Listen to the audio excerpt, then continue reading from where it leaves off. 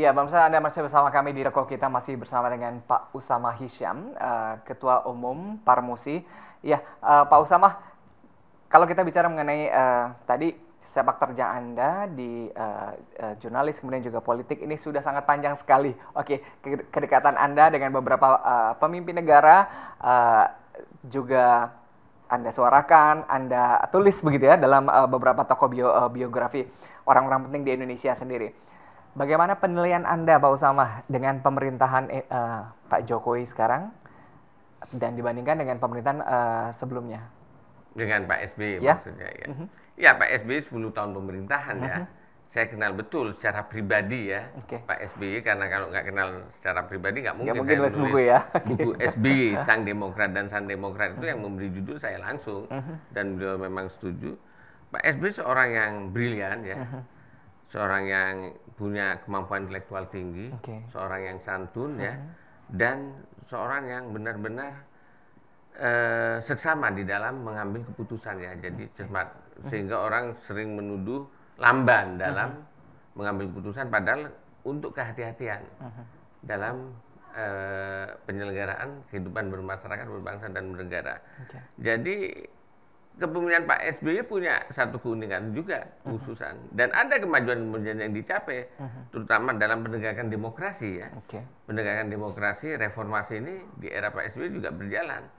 Juga Pak SBY juga melakukan upaya-upaya tentunya dalam rangka untuk meningkatkan perekonomian nasional ya, perekonomian nasional itu berjalan. Jadi ada hal-hal yang dicapai dalam pemerintahan SBY dengan karakter kepemimpinan yang khas beliau. Tapi ada juga hal-hal yang belum dicapai. Nah, yang belum dicapai ini dicapai dalam kepemimpinan Pak Jokowi. Misalnya Pak Jokowi mampu melakukan fokus terhadap APBN untuk membangun infrastruktur. Ya, sekarang pro kontra. Butuh nggak sih infrastruktur untuk rakyat? Ya, mungkin dalam paradigma ekonomi negara, tim dari Jokowi mengatakan penting, mungkin 5 tahun kedua nanti baru percepatan pertumbuhan ekonomi rakyat. Sekarang ini butuhkan infrastruktur untuk menopang upaya pembangunan ekonomi 5 tahun ke depan. Dengan tentu dengan asumsi bahwa beliau memimpin 2 periode ya. Itu karena setiap presiden kan tentu punya rancang bangun ya untuk 10 tahun ya, karena memang dimungkinkan 10 tahun. Jadi Pak Jokowi juga ada kelebihannya, yaitu secara kasat mata kita lihat memang pembangunan infrastruktur maju. Cuma yang saya kritik dalam pemerintahan Pak Jokowi, harusnya saya sudah pernah sampaikan langsung, Pak, kita ini lagu Indonesia Raya kan jelas, bangunlah jiwanya dan bangunlah badannya. Sekarang Indonesia ini di era Bapak baru badannya yang dibangun. Sekarang bagaimana kita juga jiwanya dibangun. Jiwanya ini melalui apa? Konsep itu desa madani. Yaitu imtaknya kita bangun, kemandirian ekonominya juga bangun. Oleh sebab itu sudah saya sampaikan pada Presiden, kami punya konsep Pak desa madani itu. Presiden, tolong pemerintah menopang, jangan ganggu-ganggu kita dalam berdakwah ini. Aparat juga kepada Pak Kapolri. Oleh sebab itu Pak Kapolri lihat presentasi saya membangun desa madani dalam rangka jiwa raga itu. Beliau mengatakan, kepolisian akan backup dai-dai Parmusi dalam bangun bangsa negara di semua daerah perbatasan dan luar perbatasan. Bahkan begitu. Artinya diberi ruang oleh aparat keamanan, bahkan mereka mendukung. Seberapa besar sih Pak tadi begitu ya kesempatan atau ruang begitu ya yang diberikan oleh pemerintahan sekarang sendiri agar para dai sendiri bisa tadi memberikan kontribusi atau peran yang besar dalam membangun kesejahteraan umat begitu ya di Indonesia? Ya, sebetulnya peluang itu cukup besar. Apalagi kita kan punya banyak ormas dan ormas-ormas besar. Tetapi memang harus diakui problematika dakwah yang dihadapi sekarang ini juga persoalan logistik ya. Logistik karena dai itu kan juga kalau ditugaskan ke daerah-daerah itu kan butuh ininya harus tetap hidup, dapurnya kan harus tetap nyala. Ini kan butuh logistik. Ormas-ormas ini tidak ada yang bantu kecuali zakat infak sodako dari para pengurus dan simpatisan. Bergerak sendiri jadi dalam memberikan kontribusi terhadap bangsa dan negara.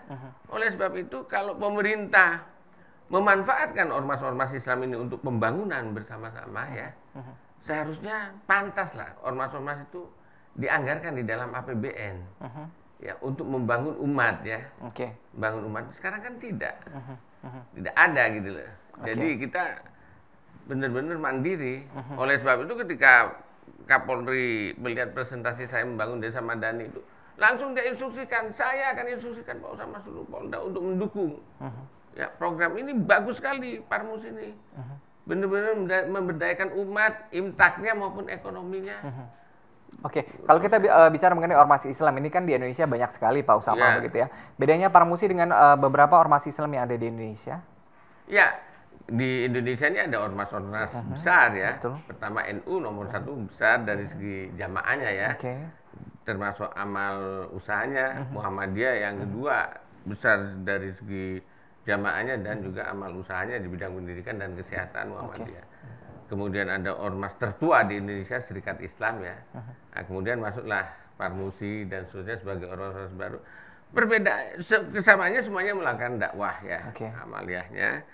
Perbedaannya Parmusi sekarang ini hendak melakukan gerakan dakwah ya.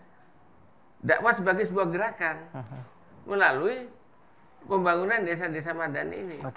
Lagi lebih memberdayakan warga desa agar karena problematika dakwah sekarang ini bukan saja masalah ilmu pengetahuan dia tentang keislaman, tetapi juga ekonomi dia. Ekonomi dia hidupnya miskin, dia harus diberdayakan juga. Oleh sebab itu dakwah ini akan efektif kalau kita barengin dengan upaya membangun ekonomi rakyat. Tidak miskin rakyat ini. Nah, ini akan lebih bagus. Ini yang sekarang dilakukan Parmusi, dan itu bedanya Parmusi dengan ormas-ormas lain. Ada yang bilang bahwa antara otak dan perut itu harus sama-sama. Harus sama-sama diisi begitu ya Pak ya. Itu akhirnya baru jalan begitu ya. Goal terbesar dari Parmusi untuk dalam waktu dekat apa Pak? Tadi begitu ya, selain begitu ya, mungkin kita doakan akan menjadi partai politik Islam baru nantinya. Ini termasuk aspirasi. Aspirasi gitu ya. Pertanyaan saya, kenapa kok mengharapkan Parmusi menjadi partai Islam? Kalau kita lihat begitu, ini kan banyak desakan-desakan. Bahkan tadi gerakan 212 ini kan memberikan simbol begitu ya, bahwa mungkin begitu ya, kita kan ada partai politik Islam juga begitu banyak di Indonesia begitu ya. Kenapa tadi nggak memakai ideologi di partai politik sih? Ada bendera lain begitu ya? Apakah masih merasa kurang begitu dengan ideologi partai politik Islam yang ada? Saya sebetulnya punya sebuah obsesi. Yang memang ini obsesi saya ini memang butuh waktu ya. Bagaimana Parmusi tanpa harus menjadi partai politik tetapi bisa menjadi sebuah ormas besar yang mempengaruhi kekuasaan. Bisa memenangkan calon presiden, bisa menentukan arah kebijakan pemerintahan. Bagaimana caranya Pak kalau misalnya tetapi tadi begitu ya, kalau nggak dekat demokrasi di Indonesia harus menjadi partai kan itu untuk bisa itu. Namun kalau memang gerakan dakwah Parmusi Desa Madani ini bisa dirasakan umat di semua daerah, dakwanya kemudian ekonominya bangkit, umat-umat di daerah karena gerakan dakwah Parmusi Desa Madani ini, saya kira rakyat akan mencintai Parmusi. Itu yang saya yakinin. Kalau rakyat cinta, nggak dia lihat ini partai atau tidak, jangan mereka Parmusi aja jadiin partai. Iya Pak, kalau kita bicara begitu ya, untuk punya satu kebijakan atau polisi sendiri, ini kan butuh kendaraan partai politik sendiri begitu ya. Tadi bagaimana bisa begitu ya, kalau tidak ada partai politik, tapi bisa tadi memiliki kewenangan atau pengaruh yang besar dalam polisi sendiri. Itu saya hadapin, kondisi yang antum ceritakan itu saya hadapin di dalam 212 pemilihan presiden ini. Di mana Parmusi punya aspirasi ya, bahwa calon pemimpin muslim itu yang harus kita usung itu pemimpin muslim kafah. Yang bisa jadi imam sholat, yang amaliyahnya bagus, yang peduli umat, yang membela umat secara real, yang mau menegakkan nilai-nilai syariah. Tetapi aspirasi itu ternyata nggak bisa terakomodasi. Nggak bisa terakomodasi. Jadi saya berpikir ya memang harus menjadi kekuatan politik jangan-jangan ini. Itu nanti kita lihatlah 5 tahun dulu kita berdakwah. Kita akan lihat begitu ya, obsesi-obsesi begitu lain dari seorang Usama Hisham sendiri masih di toko kita sesaat lagi.